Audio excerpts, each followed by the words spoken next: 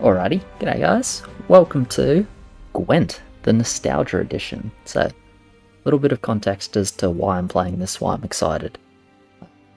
So this is what used to be the beta version of Gwent before it was fully released, and I absolutely love that game. I played quite a bit of it, I was top 2000 in the world, and yeah, really enjoyed it. My favourite game at the time, not even close.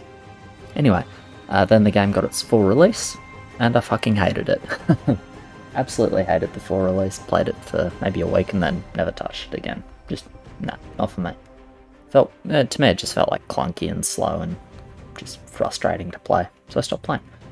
Anyway, that full version, the company behind it, CDPR, has stopped the support for it. So just independent team, I believe they're based in China, has basically remade the beta, completely independent for CDPR, so hopefully they don't get mad and take this down. Hopefully not. But yeah, it's a hell of a lot of fun, I've really been enjoying it. So, Gwent, it's a card game, a deck builder, so just in this you have all the cards unlocked. There's no like unlock system because it's fan-made, which is nice. And anyway, the idea is it's a resource based and points-based card game, so you're not like attacking with your cards, you're just playing them, and if they do things, then they do things. And then it's based in 3 rounds, so you have to have higher points than your opponent at the end of 2 of the 3 rounds. At least 2 of the 3 rounds. Yeah, so that's basically it. We'll go through my deck really quick, which is Blue Stripes deck. So we'll hover over the cards real quick.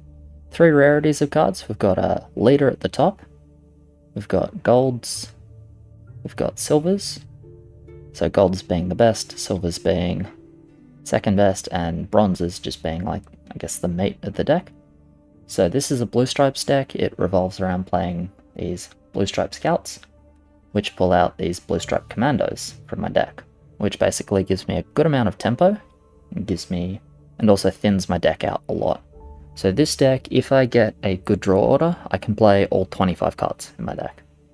Wait, you don't draw a card each turn either. You just draw 10 cards at the start of round 1, then you draw a couple more cards after round 1, 1 more card after round 2. So yeah, this deck can play all its cards if I get a good draw order. But yeah, the Scouts pull out the Commandos, the Reaver Scout helps me get out more of the Blue Stripe Scouts or my machines. These guys also crew my machines and make them a little bit better. Then marching orders is to help get the Reaver Scout, to get the Blue Stripes. Stennis is just a pretty good search card. Double mages, they let me play weather, which is a debuff effect. So there's 3 rows you can play your units on. They can either play weather on one of the enemy rows, which will do some damage each turn. That's what's called an engine, so it's basically something that generates points each turn, or affects the opponent's points each turn. Or they can do single target damage with just a 9 damage nuke, which is pretty solid. This guy is just a sticky crewman. He's really hard to remove because he just keeps coming back with 1 power. It's pretty strong. We have probably the most controversial part of this game is the Spy. This is a 13 power card that is played on my opponent's board, so it gives them 13 power, but I draw a card, and we'll see why that's really important, because you can only play 1 card a turn. So it's about that resource management. Anyway, Roche puts another commando, another one of these guys in my deck, then we'll pull it out when he's played as well, if there's still one in the deck, and then just deal some damage. Shani is nice res, just efficient card. Dijkstra, very strong. It's probably the single best card in the deck, beyond like the synergistic package. And then Selkirk is just quite a strong. Jewel is just like, he does his power to the enemy, then they do their power after the damage back to him, and that goes back and forth until someone dies. But yeah, obviously he's the card dueling the enemy, so he hits first, which is super strong. Anyway, let's just hop into a match, and hopefully that'll be a bit clearer. Queue times are normally pretty good, and this screen. So what this basically means is going second is better than going first. It's just, there's no two ways about it. Going second is better. So what I can do is I can say, I want to go second, and I will give my opponent 29 points in the first round to go second, right? This deck doesn't care that much about going first or second. Some decks hate going first. This deck, not so bad, so I'm thinking about like 5 or 6 points. I don't want to give him too much more. I'm going to go first, but I get 7 points for going first. So what we do is we put the commandos back in the deck, because I want to pull them out of the deck, not play them from hand. You'll see it's Goddess of Justice when my opponent finishes off. So, bunch of factions, 5 factions I think. I'm playing the Northern Realms faction, that's the Monsters faction. So it looks like he's playing a Consume deck to some degree. That goes in my graveyard, but that will, as soon as I pass the round, that will just appear on my board and give me power. So, we open with Blue Stripe Scout every time we can. We have our mulligan screen, we mulligan pretty hard for that. Okay, so he's playing just Consume Neckers. That's a cool deck. Can be a little frustrating sometimes, but it's okay. So play the marching orders to pull the Reaver, always pulls the Reaver when it's in the deck. The Reaver chooses a bronze on my board, pulls a copy of that from my deck. So tutor out the next Blue Stripe. And we put the crewmen next to each other because looks like he just consumed something. Yep. So that'll consume things every 2 turns. I can remove that. And I might, but I'm gonna play Foltest for now, because when Foltest is 5 power, when my Blue Stripes are 5 power, Foltest will pull one out as well. If they're not 5 power, it won't. Okay.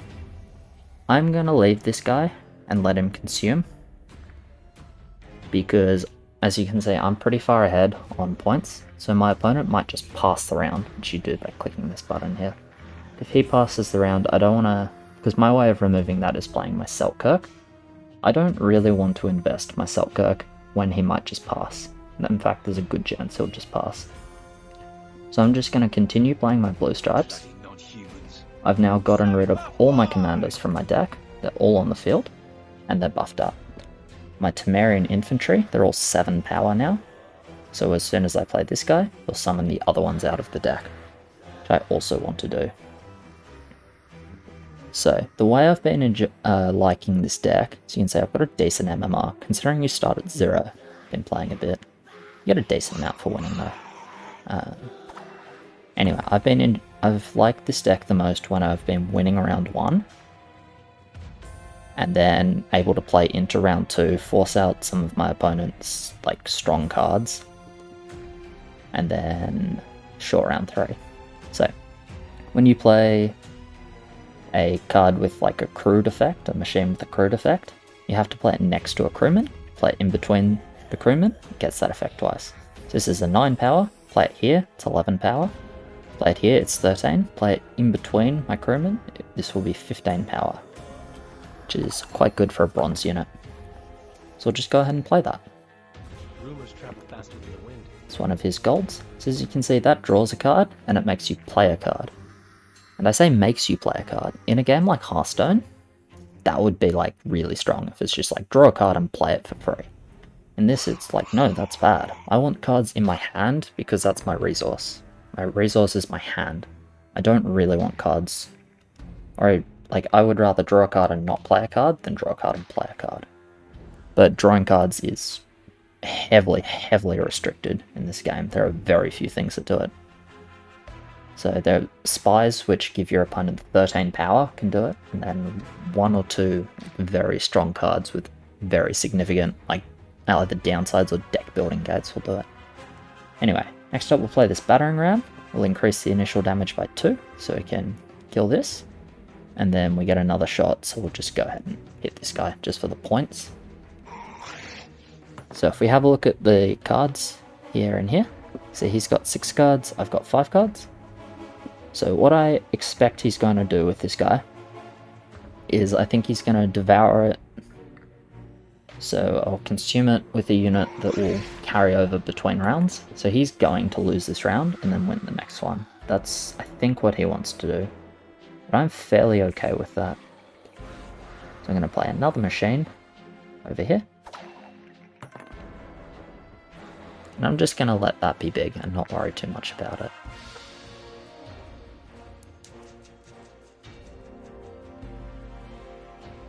So yeah, I haven't seen this deck very much, so I've mostly been running into a deck called Alchemy Nilfgaard. Oh, he's not going to do that. Okay, very good for me then. So yeah, pass, I get my 7 points. Didn't need my 7 points, but I had them. And yeah, all your stuff goes to the graveyard. You draw 2 cards after round 1. Get another mulligan. So I pull these from my deck, so I don't want them in my hand, or I only want 1 in my hand. I would like to look for my golds, but if I draw into another copy of this, it's really bad. So we're just going to relax. And what we're going to do, we're going to play this straight up. Reasoning being I want the best possible draw for next round. Ideally, I can get my Spy or my Dijkstra. My Spy and my Dijkstra would be amazing, obviously. Okay, so we've got this guy now, and I'm scared of him now because I don't want him. I don't want to see him in round 3. So I'm going to duel him with my Selkirk and kill him. See, I'm down 2 cards now, but because I'm 30 points ahead, my opponent is going to have to invest some resources. So this is my graveyard here. Shiny interacts with the graveyard, which is why I'm looking at it.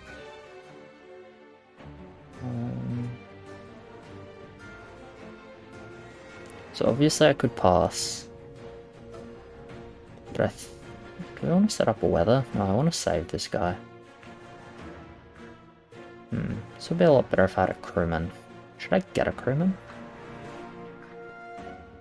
Probably not. Let's just do some damage with the battering ram. 11 points is not particularly good, but it's alright.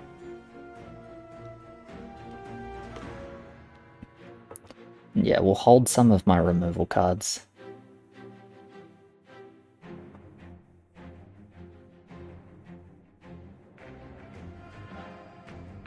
Okay.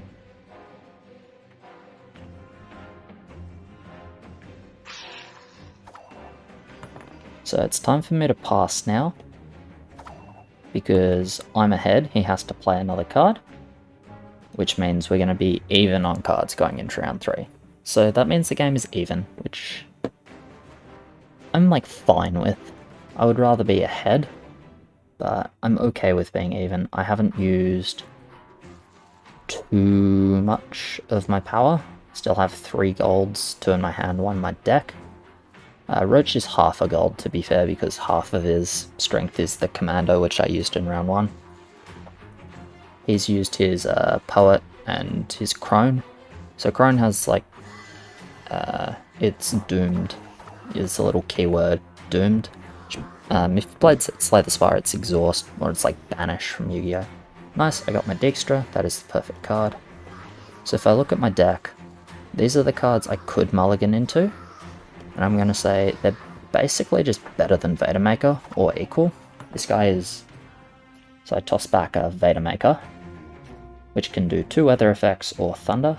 This guy can do 1 weather effect, clear weather on my side, or thunder, so they're basically the same. I was hoping for probably Stennis, but it's okay. Alright. So what did he consume? Let's see. Ronvid, Natala. I consumed a bronze unit, so he would have consumed my siege tower. That's okay.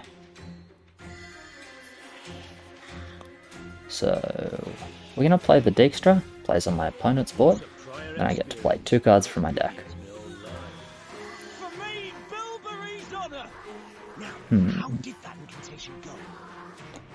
4 turns, so we'll get 8 damage from the weather, so more effective to just thunder.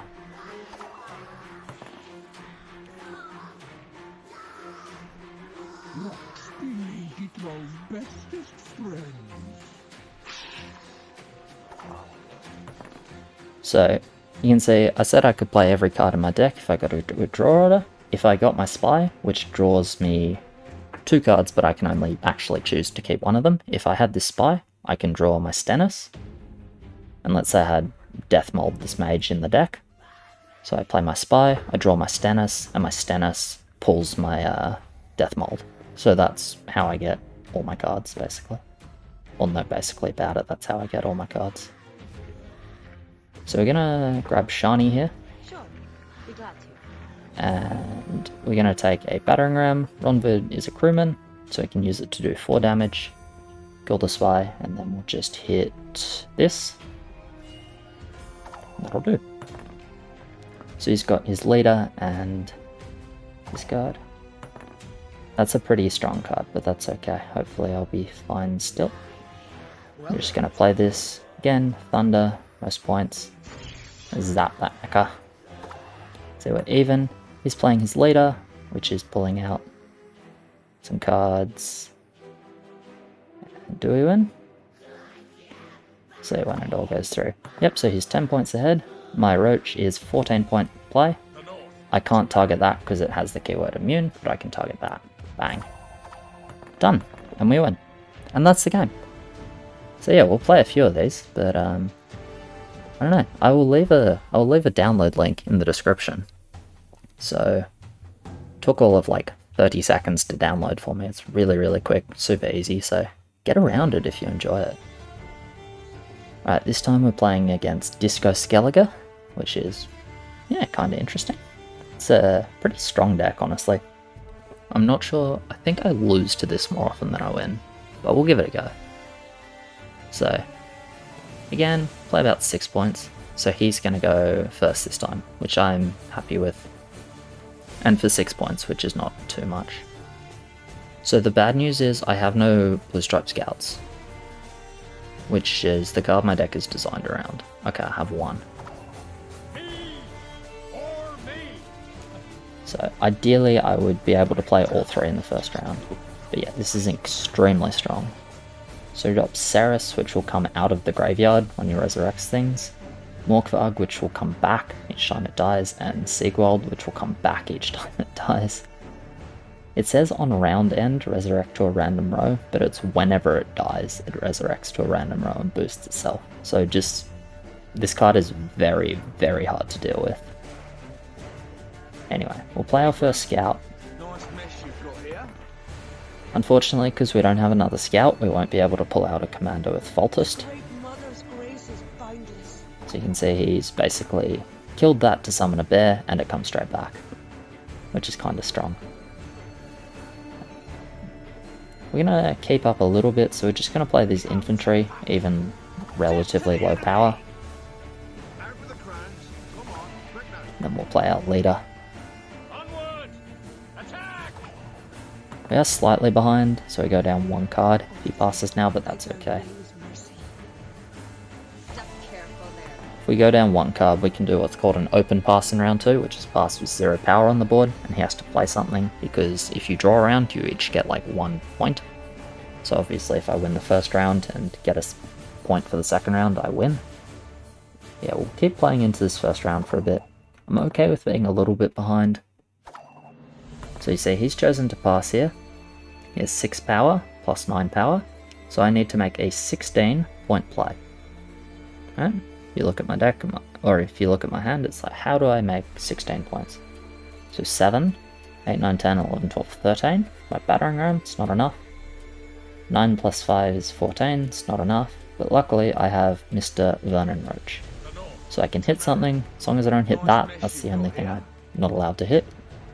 Pulls out a commando, so that's 10 points, plus the 7 from his damage.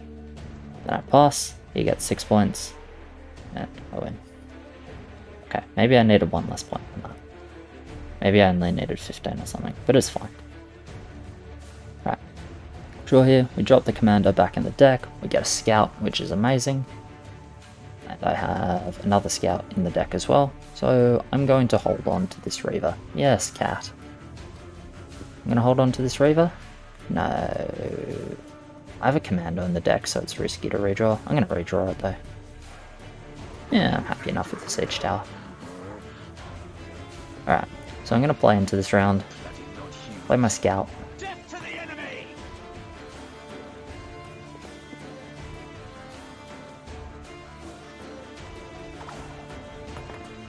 The unit is played from either hand to my opponent's side, deals 1 damage to it. That basically means he has a spy.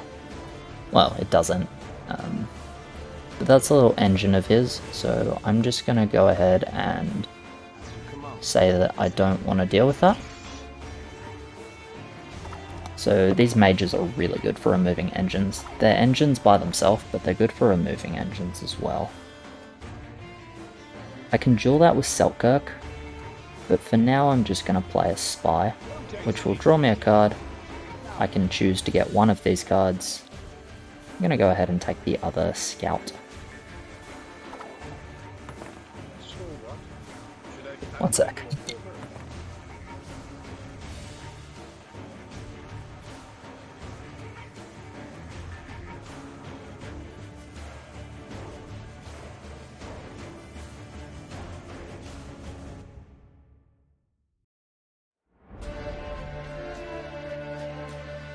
Okay, we're back. What did my opponent do? Something. He didn't counter Spy, which is play his own Spy. Yeah, I have no idea what he did. Okay. So, because I don't need to win this round, I'm going to save my Selkirk. So I'm just going to play my next Scout. It's a pretty low power play. Like, as you can see, I'm 19 points behind. Just locks that, whatever. Lock is like a silence. That is probably a more familiar name for the mechanic. Play the siege tower between the crewmen. But yeah, he can't pass, because if he passes, then I just win, because I will play my hand out. Basically, he has to keep playing cards because I won the first round. So where's his Ceres? Ceres is at 2, so I want him to use its resurrect effect this round. So I'm going to kill his Morkvarg, so it resurrects.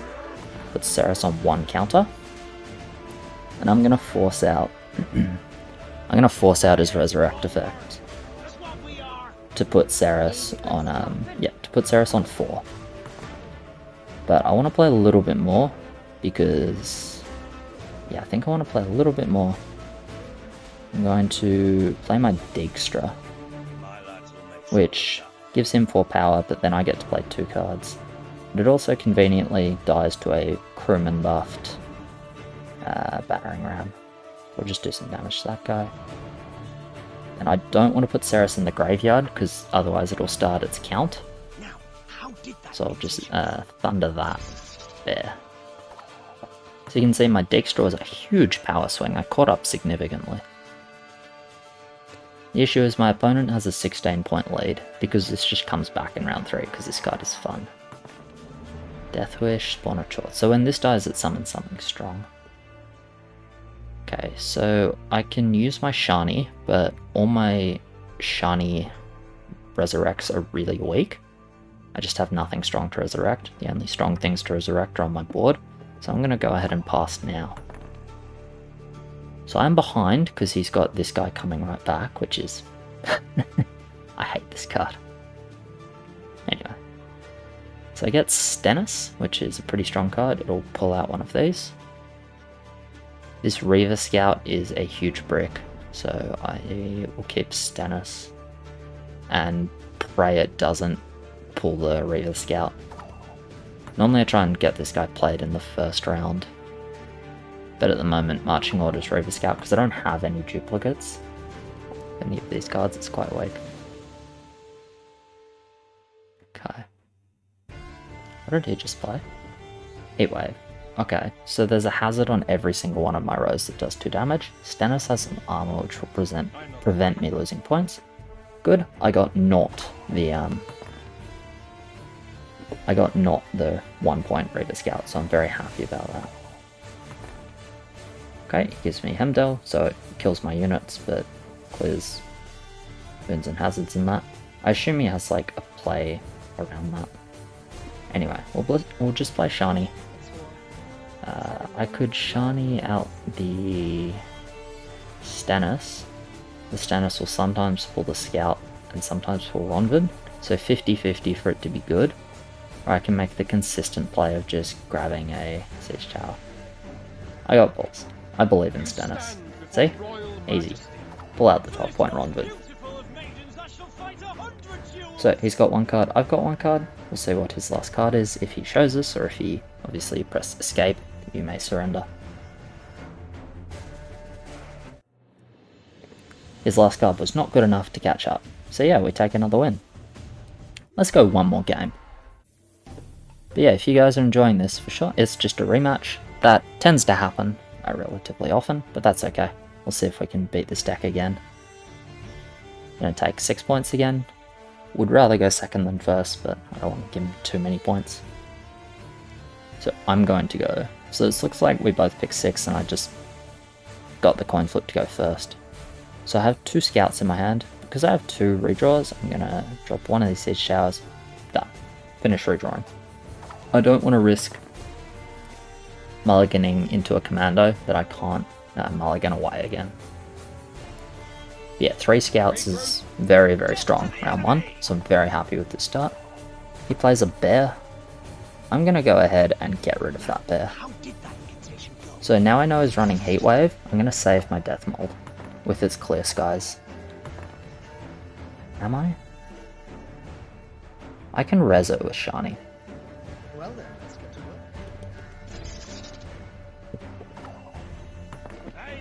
Yeah, so I've decided to just break his engines. But he's gonna resurrect it, one of those bears, which, like, honestly is not that bad. But never mind. He's going to give me the win. And this looks like it goes backwards, but I have more MMR now. Okay, we'll play again because that was close. Come on, dude. Don't do me like this. Okay, he's going first this time. Hopefully, hopefully we get a better game than that. Alright, this is a good hand because I got 2 commandos in the marching orders to pull the Reaver to summon the 3rd one. But we'll try and get another gold. Not going to risk pulling a commando with our last redraw when we don't have one in hand, so we finish it up there. Again, he leaves bear. I don't have my mages in hand this time, so I can't deal with that without using Selkirk, so I'm just going to ignore it. Luckily, these things buff.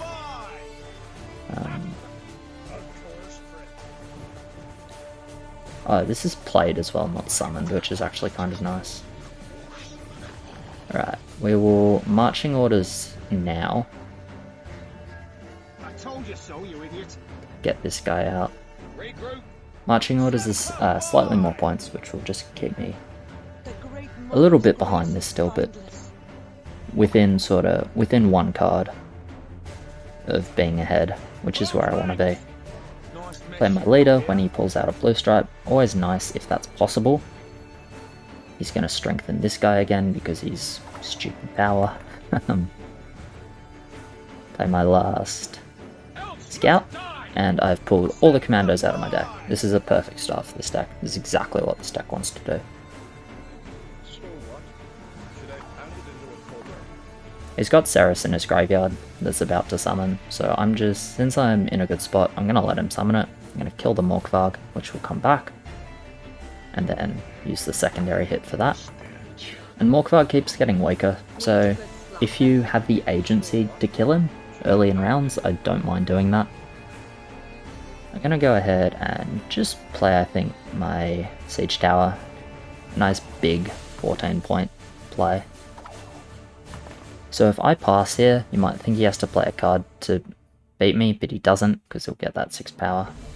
So it's not an efficient pass here. It's an okay pass, but it's not particularly efficient, so we're going to keep playing into the round. I'm happy to play Stennis here. Normally you gotta be careful because it's bad if it pulls Temerian infantry when you've got 1 infantry in your hand, but when I have none, I'm more than happy to hit an infantry. That'll pull all of them out. So that was a 25-point play, and my opponent just decided that 25 points is too much. I don't know why that was 0. Well, it doesn't matter, I would have won if it was gave it the normal points anyway. It's probably just a display. So I can mulligan if I want. Siege Tower is the worst card in my hand. And I have both my mages against a Heatwave deck, so I would have liked to redraw, but apparently I ran out. I don't know why it didn't let me. Anyway, Whatever. So I'm going to play into the round 2. I would have liked to redraw this, but it's okay. I'll play into round 2. And it might look, oh, you're going down on cards now.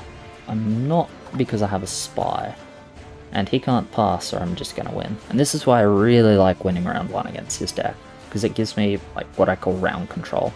So I can control when I pass this round. Unless he plays some like really big stuff and I can't actually catch up even if I use all my cards. But I control when this round ends. So I can play a long round or a short round, and he can't decide. I'm going to take my mage. Probably Thunderbolt the bear. So he has he has his own spy. It's what's called a counter spy. And yeah, that's just fine. There's not much I can do about that. But I am ahead on cards, since if I pass now, he passes, we're even. So, no, we're even on cards, I'm not ahead, sorry. We're even on cards, but even is okay. I'm gonna go ahead and remove that bear. The reason I'm removing the bear is that's his engine, and I'm going to play a longer round. If he wants to like keep resurrecting it, it's like, fine. No, he's just gonna strengthen this guy. So that's him making a greedy play into round 3. So if I can potentially win this round, I'm going to do it. So I'm going to play my Shani, who's going to resurrect my Stennis. My Stennis is going to pull a card out of my deck. Happens to be a Siege Tower, so I'm going to play that tower. You see, if I manage to get Dijkstra, so I have 1 draw and 1 mulligan, so I have 2 1 and 3 chances to get Dijkstra. If I manage to get it, I will be able to play every card in my deck, which is perfect. So this is actually a really good turn to pass, because he has no engines. He has no engines. His Ceres is about to come back. So I've got 2 choices here. Right? I can pass, and then he'll have to play a card out of his hand to win the round. So I'll have 1 extra card than him going into round 3. That's strong, but I don't really want to leave his Ceres in the graveyard on 1 charge, where it's just going to come back in round 3. So I'm going to continue playing this round. I think you can make a pretty reasonable argument for either way there.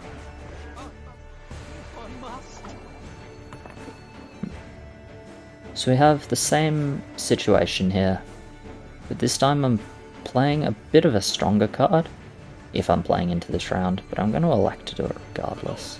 I'm going to hit this because it's still buffed, so it doesn't get because here this card has a heal effect, so if we hit the buff one, alright, perfect. He played his big Heatwave card, which is good in a long round, and again, I know he's running this because I just played him. I don't give him round control until he plays this card, because if I let him win the first round early on, and he open passes round 2, and we have to play like a 15 turn round 3, he drops that down turn 1, I can't do anything about it. Except for my Clear Skies guy, but you know. So he's played that, and now this is a safe pass for me. Because he has to play his last card, he has no choice. He actually didn't have a resurrect effect in his hand for Ceres, but he manages to just win on points. So he didn't have a resurrect effect in his hand, crazy. Alright, I draw not my Dijkstra. My other draw is a Battering Ram, which is worse than Death Mold, but I'm gonna take the RNG. I lose the roll, but it's okay. The best he can do is play an 11 power bear, I think. I think there's nothing better than that. Which resurrects his Ceres and resurrects this guy, so it's actually 40 power, so do I just lose? I forgot about this guy. Yeah, I just lose.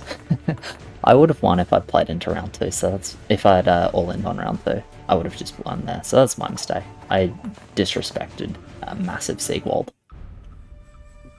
Damn, I fucking hate Siegwald. Yeah, so I just misplayed on round 2.